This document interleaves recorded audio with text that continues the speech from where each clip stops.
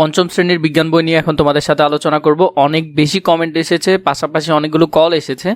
আমি তোমাদেরকে অন্যান্য ভিডিওগুলো দিচ্ছি, বিজ্ঞান কেন দিচ্ছি না তা নিয়ে অনেকগুলো কল এসেছে, তাই আমি তোমাদেরকে এখন ধারাবাহিকভাবে দিচ্ছি। আশা করি তোমাদের পুরোপুরি আনসার সম্পর্কে একটা ভালো ধারণা হবে, সাথে অনুশীলন সমাধানও তোমরা আমার কাছ থেকে পেয়ে যাবে।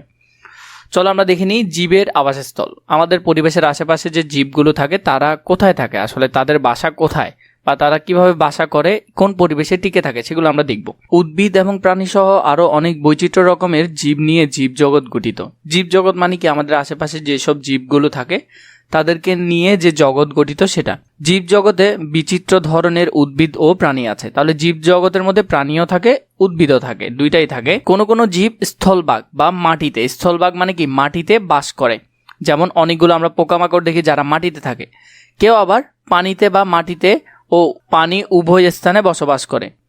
মানে অনেক প্রাণী আছে যারা পানিতেও থাকে মাটিতেও থাকে, মানে উভয় জায়গায় বাস করে। কোনো কোনো জীবের প্রয়োজন ছায়াযুক্ত পরিবেশ, কেউ আবার গাছের ছায়া বা যে কোনো ছায়ায় থাকতে ভালোবাসে। আবার কারো প্রয়োজন আলো আছে এমন পরিবেশ।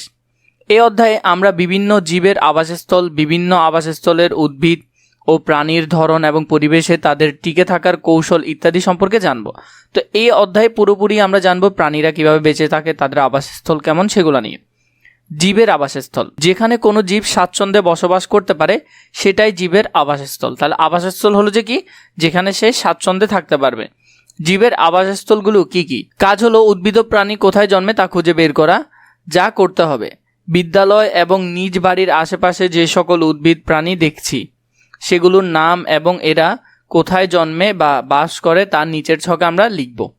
উদ্ভিদের নাম লিখব এবং সে কোথায় থাকে সেটা লিখব, প্রাণীর নাম লিখব, সে কোথায় থাকে সেটা লিখব। তাহলে এখানে যদি আমরা দেখি, প্রশ্ন একটা যদি দেখে নিই, জীবের আবাসস্থল কি, এগুলো এখান থেকে পড়ে নিবে।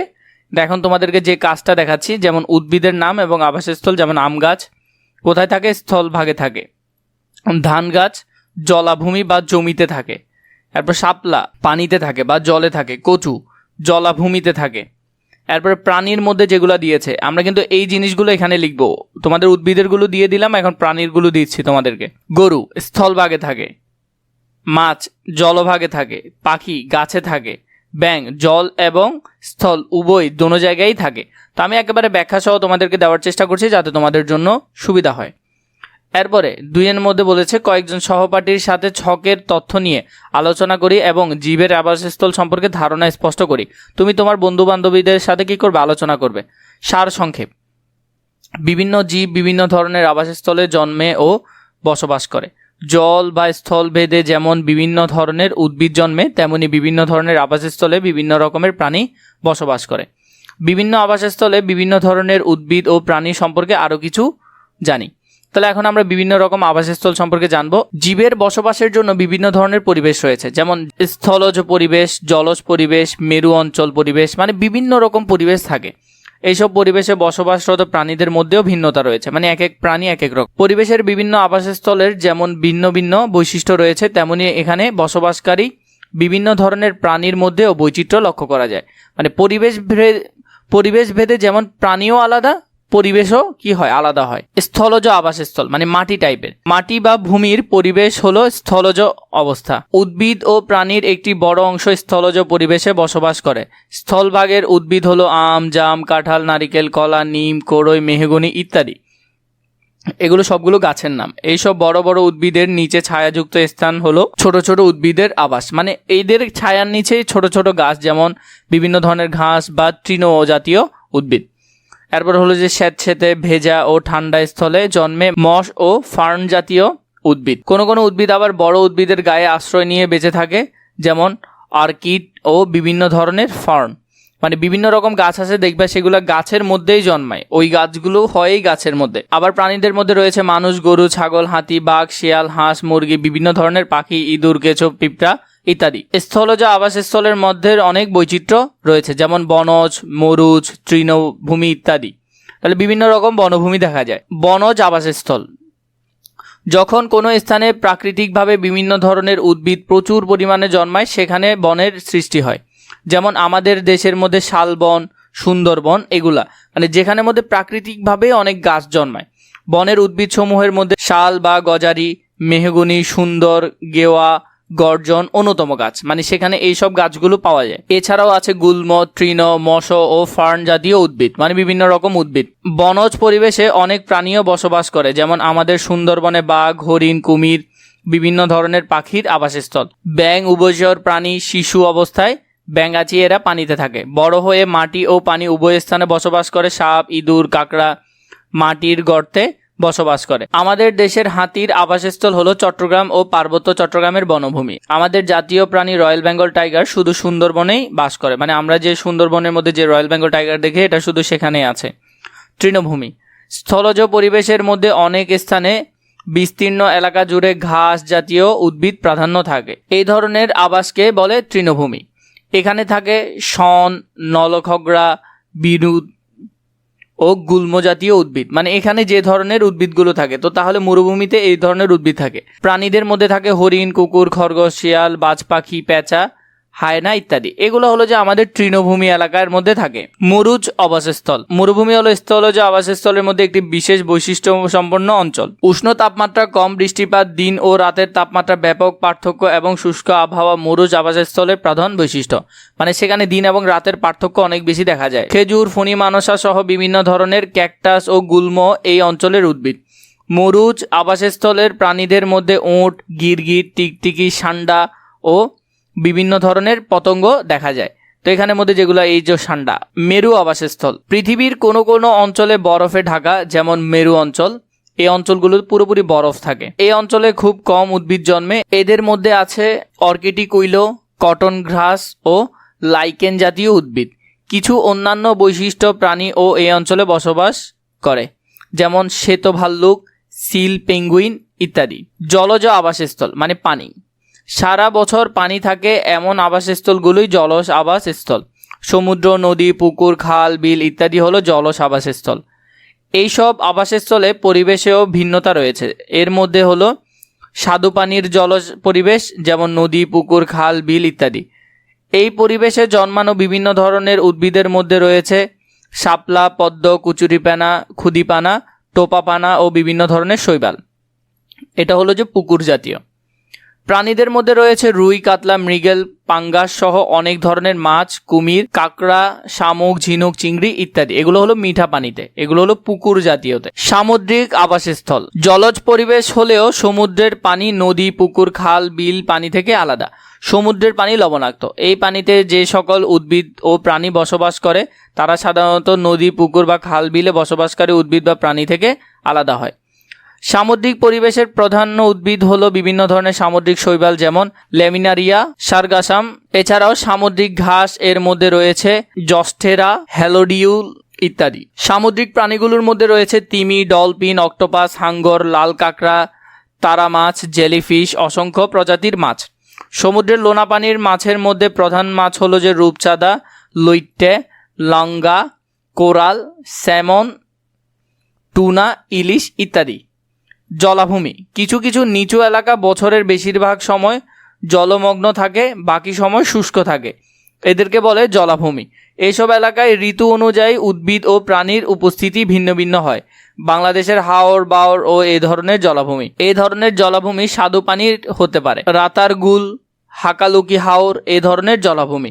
আবার নোনা পানির জলাভূমিও হতে পারে, যেমন সুন্দরবন। পানির গভীরতার সাথে সাথে এখানে জীববৈচিত্র্যের পরিবর্তন হয়। এখানকার বিশেষ উদ্ভিদ হলো কলমি, হেলেঞ্চা, হিজল, করচ, বরুণ ইত্যাদি।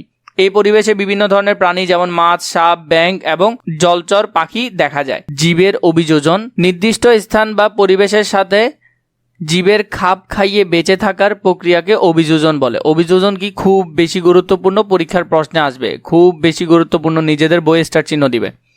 পরিবেশে খাপ খাইয়ে নেওয়ার জন্য বিভিন্ন ধরনের উদ্ভিদের মধ্যে বিশেষ বিশেষ কিছু বৈশিষ্ট্য লক্ষ্য করা যায়।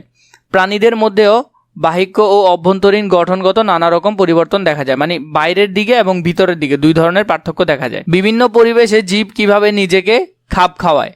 প্রথমে কাজ, জীবের অভিযোজন কৌশল অনুসন্ধান।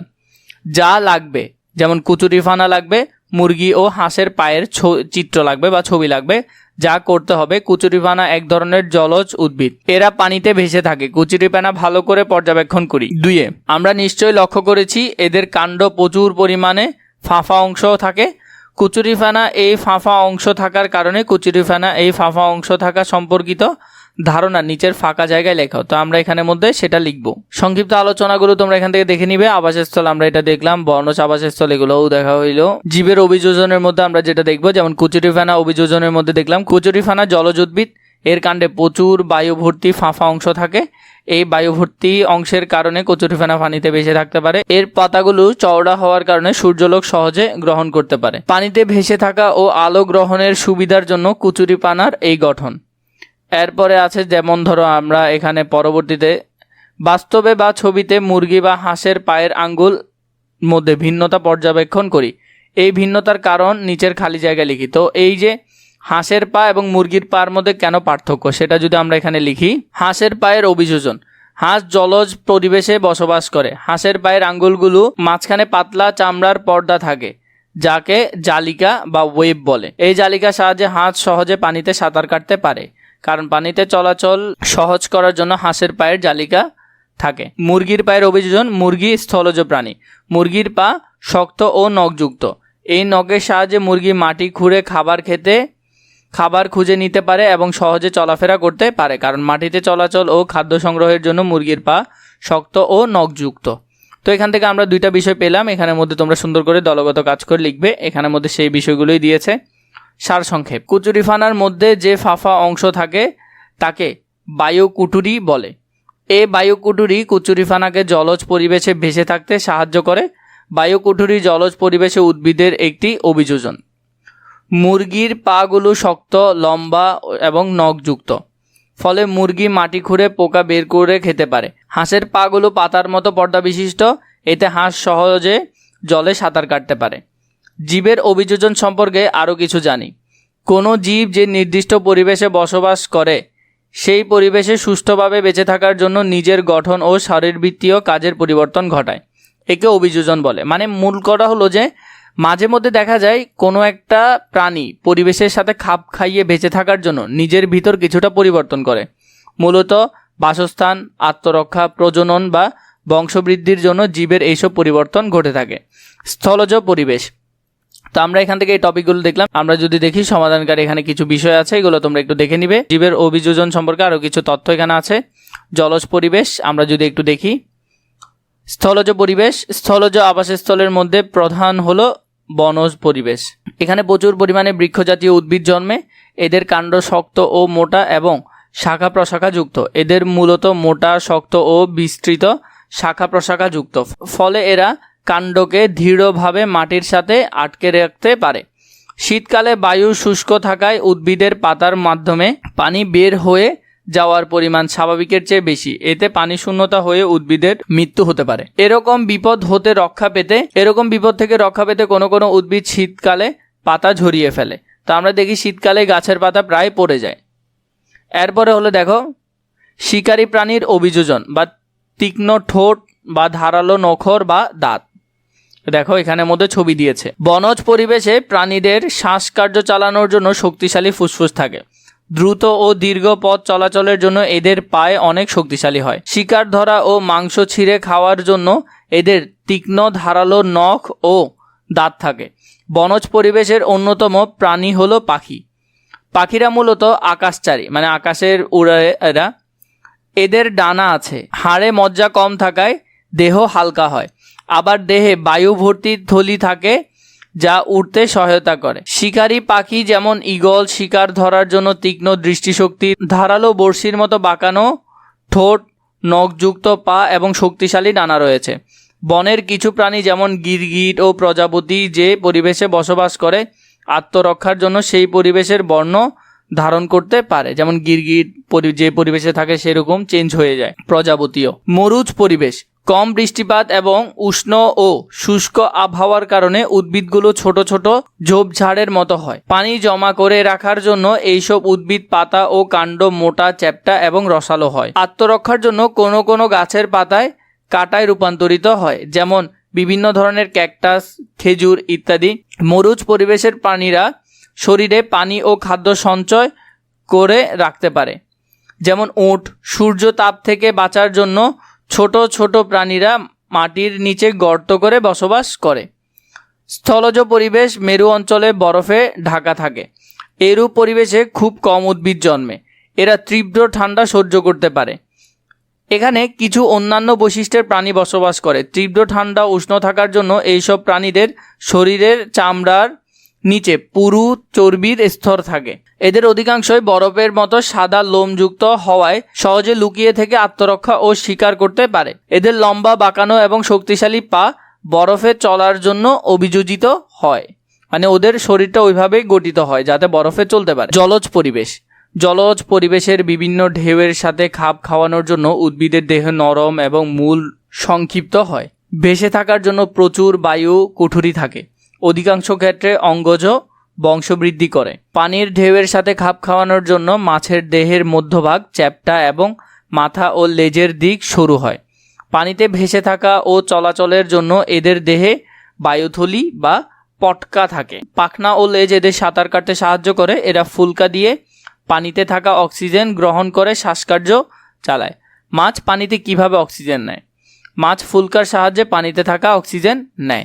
জলজ পরিবেশের সবচেয়ে বিস্তীর্ণ অঞ্চল হলো সামুদ্রিক পরিবেশ। এই পরিবেশের পানি লবণাক্ত ও পানির প্রবল চাপ মোকাবেলার জন্য জীবের অভিযোজন ঘটে।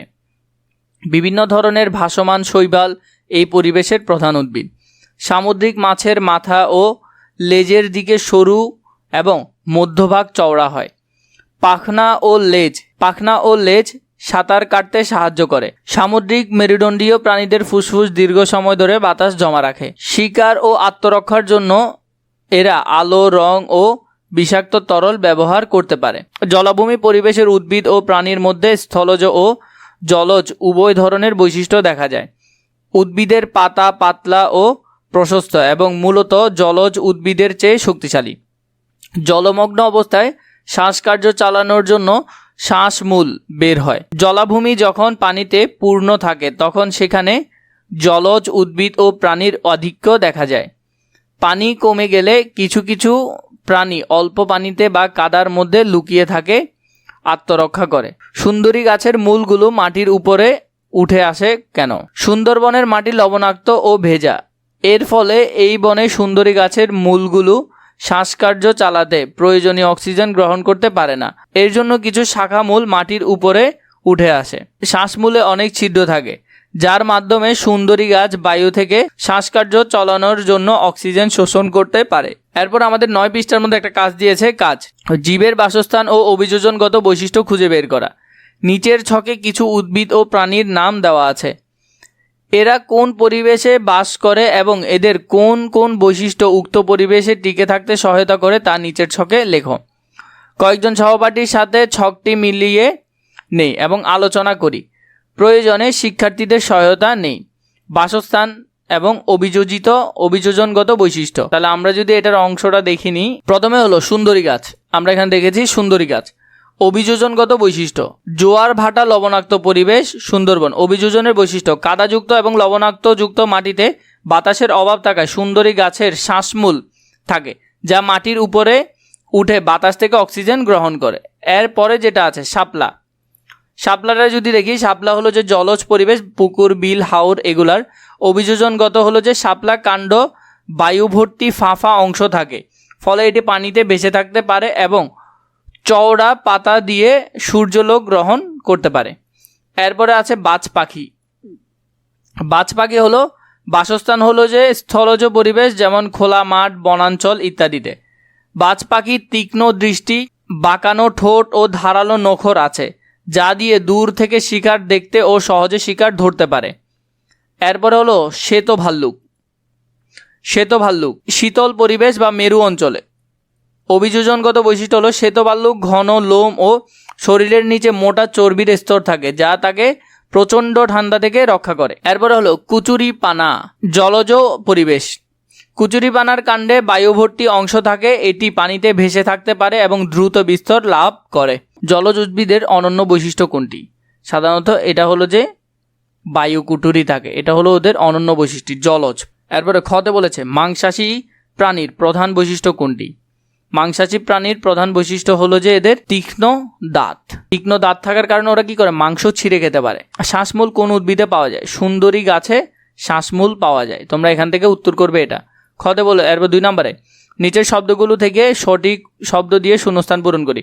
জলজ উদ্ভিদকে পানিতে ভেসে থাকতে সাহায্য করে কি? বায়ুকুঠুরি। এটা হবে 1 নাম্বারটা, বায়ুকুঠুরি। আমরা যদি এখান থেকে দেখি, প্রথমটা হলো যে কি? বায়ুথলি বা বায়ুকুঠুরি। এরপরে যদি দেখি পরেরটা, তীব্র ঠান্ডায় প্রাণীর দেহে গরম রাখে, চর্বির স্তর কি রাখে? গরম রাখে। তাহলে 2 হবে চর্বির স্তর। এরপরে 3 নম্বরে যদি দেখি, ছায়াযুক্ত স্থানের একটি উদ্ভিদ হলো, ছায়াযুক্ত স্থানের উদ্ভিদ হলো ফার্নার, হলো যে একটা ছায়াযুক্ত পরিবেশের উদ্ভিদ। তাহলে 3 হবে এটা। তাহলে এই যে 1 2 3, এই 3টার উত্তর তোমরা এখান থেকে সুন্দর করে লিখে ফেলবে। সংক্ষিপ্ততে, জীবের আবাসস্থল বলতে কি বোঝায়? জীবের আবাসস্থল বলতে কি বোঝায়? যে পরিবেশে কোনো জীব বসবাস করে, খাদ্য সংগ্রহ করে এবং বংশ বিস্তার করে তাকে জীবের আবাসস্থল বলে। ক নম্বর। খতে হলো স্বাদু পানির পরিবেশে কি ধরনের প্রাণী ও উদ্ভিদ থাকে? স্বাদু পানির পরিবেশে শাপলা, কচুরিপানা, শ্যাওলা, উদ্ভিদের মধ্যে হলো যে মাছ, ব্যাঙ, কচ্ছপ প্রভৃতি প্রাণী থাকে। জলজ প্রাণীতে কি ধরনের অভিযোজন ঘটে? জলজ প্রাণী শরীরবৃত্তীয় পাখনা ও লেজ থাকে এবং ফুসফুসের মধ্যে শ্বাস নেয়। এগুলো হলো জলজ অভিযোজন। 4 নাম্বার বর্ণনামূলক প্রশ্ন। স্থলজ উদ্ভিদ ও প্রাণীর বৈশিষ্ট্যগুলো কি কি? তোমাদেরকে আমি যে বর্ণনামূলক প্রশ্নগুলোর উত্তর দিব, এগুলো আমি আগে ছোট করে দেখাচ্ছি তোমাদেরকে, এরপরে বড় থেকে দিব, মানে যেগুলো তোমরা পরীক্ষায় লিখতে পারবে। আগে একটু ধারণার জন্য দেখে নাও। স্থলজ উদ্ভিদের শিকড় মাটির গভীরে প্রবেশ করে পানি ও খনিজ সংগ্রহ করে। এদের কাণ্ড শক্ত হয়। আর স্থলজ প্রাণীর মধ্যে পা শক্ত ও নখযুক্ত হয়, যাতে তারা সহজে চলাচল করতে পারে এবং খাদ্য সংগ্রহ করতে পারে। জলজ পরিবেশের উদ্ভিদ ও প্রাণীর বৈশিষ্ট্যগুলো উল্লেখ করি। জলজ উদ্ভিদের কাণ্ডে বায়ুথলি থাকে, ফলে তারা পানিতে ভেসে থাকতে পারে। পাতাগুলো চওড়া হয়। জলজ প্রাণীর বৈশিষ্ট্যের মধ্যে হলো যে চ্যাপ্টা, মসৃণ হয়, পাখনা ও লেজ থাকে এবং ফুলকার সাহায্যে শ্বাস নেয়। এরপরে আছে যেটা সামুদ্রিক পরিবেশের প্রাণীদের অভিযোজনের ক্ষেত্রগুলো কি কি? উদাহরণে ব্যাখ্যা করি। তাহলে এখানের মধ্যে যদি আমরা দেখি, পরে আমি তোমাদেরকে বড় থেকে দিব, অনেক বড় বড় উত্তর আছে, এগুলো দিব, আগে ছোটগুলো দেখো। সামুদ্রিক পরিবেশের প্রাণীদের লবণাক্ত পানির সঙ্গে খাপ খাওয়ানোর অভিযোজন থাকে। মাছের ফুলকা থাকে এবং পাখনা দিয়ে সাঁতার কাটে। তিমি ও ডলফিন ফুসফুস দিয়ে শ্বাস নেয়, তাই মাঝে মাঝে পানির উপরে উঠে আসে। এরপরে যদি সেম প্রশ্নগুলোর আমি তোমাদেরকে বড় করে উত্তর দিই, স্থলজ উদ্ভিদ ও প্রাণীর বৈশিষ্ট্যগুলো আলোচনা করো। তো যেমন স্থলজ পরিবেশের বসবাসকারী উদ্ভিদ ও প্রাণীর কিছু বৈশিষ্ট্য রয়েছে, যার মাধ্যমে তারা স্থলভাগে সহজে টিকে থাকতে পারে। যেমন এর মধ্যে দেখো, আগে এটা দেখো, স্থলজ উদ্ভিদের শিকড় মাটির গভীরে প্রবেশ করে। এই শিকড়ের সাহায্যে উদ্ভিদ মাটি থেকে পানি এবং খনিজ লবণ শোষণ করে। এদের কাণ্ড শক্ত ও দৃঢ় হয়, যা উদ্ভিদকে সোজা হয়ে দাঁড়িয়ে থাকতে সাহায্য করে। পাতাগুলো সূর্যালোক গ্রহণ করে খাদ্য তৈরি করে। অনেক স্থলজ উদ্ভিদের পাতায় মোমের মতো আবরণ থাকে, যা পানি ক্ষয়রোধ করে। তো এরপরে যেটা দেখবা, স্থলজ প্রাণীর দেহে গঠন চলাচলের উপযোগী। এদের পা শক্ত এবং নখযুক্ত হয়, যাতে তারা দৌড়াতে, হাঁটতে এবং শিকার ধরতে পারে। অধিকাংশ স্থলজ প্রাণী ফুসফুসের মাধ্যমে শ্বাস নেয়। শীত প্রধান অঞ্চলে স্থলজ প্রাণীদের দেহে লোম এবং চর্বির স্তর থাকে, যা দেহকে উষ্ণ রাখে। 2 নম্বর বর্ণনামূলক প্রশ্নের যে বড় উত্তরটা দিয়েছি, জলজ পরিবেশের উদ্ভিদ এবং প্রাণীর বৈশিষ্ট্য। জলজ পরিবেশে বসবাসকারী উদ্ভিদ এবং প্রাণীর বিভিন্ন ধরনের অভিযোজন হয়। জলজ উদ্ভিদের কাণ্ডে বায়ুথলি থাকে। এই বায়ুথলি উদ্ভিদকে পানিতে ভেসে থাকতে সাহায্য করে। এদের পাতা চওড়া পাতলা হয়, যাতে সূর্যালোক সহজে গ্রহণ করতে পারে। কিন্তু কিছু জলজ উদ্ভিদের শিকড় দুর্বল হয়, কারণ তারা সরাসরি পানি থেকে প্রয়োজনীয় উপাদান গ্রহণ করতে পারে। এরপরে আছে জলজ প্রাণীদের দেহে সাধারণত মসৃণ ও চ্যাপ্টা হয়, যা পানিতে চলাচলে সহায়ক। এদের পাখনা ও লেজ থাকে, যা সাঁতার কাটতে সাহায্য করে। অধিকাংশ জলজ প্রাণী ফুলকার মাধ্যমে শ্বাস নেয়। মাছ এর একটি উৎকৃষ্ট উদাহরণ।